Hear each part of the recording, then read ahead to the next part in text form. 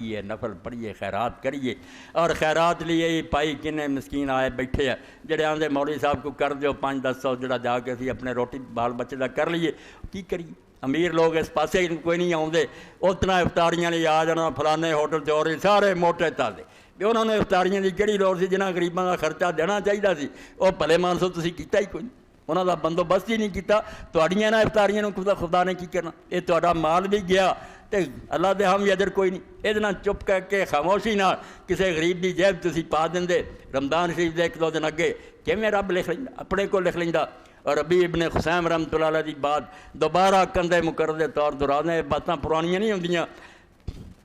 ربی بہت بڑے نیک آدمی ہیں، صاحب کرامات سی۔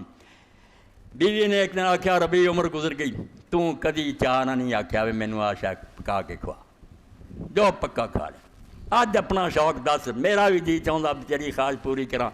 حضرت ربی نے فرمایا پھر تو اللہ دی بندی ہے، حلوہ پکا،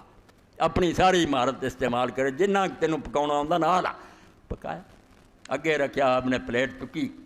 دروازے تے گئے، اتنے ایک شخص گریا پیا سی بے ہوش، لاڑاں وگدیاں سی، دیوانہ سی، ایک لقمہ کر کے انہوں کھوا دیا۔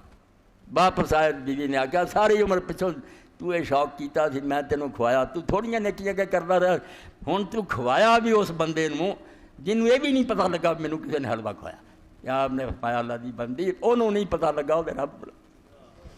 وہ رب نے لکھ لیا، اس تو انہوں نہیں پتہ لگا تھا کی، اس بیچارے پاگل نوں نہیں بھی پتہ لگا، وہ رب نے اپنے دفتر میرا لکھ لیا۔ کرن دے کم تے پائی وقت جاندا چیزی نہ کوئی فائدہ اٹھا رہی ہے، ورنہ گنگا ایک دن خشک ہو جانی ہے، اب بہہ رہی ہے گنگا، دوڑو ہاتھ توڑے۔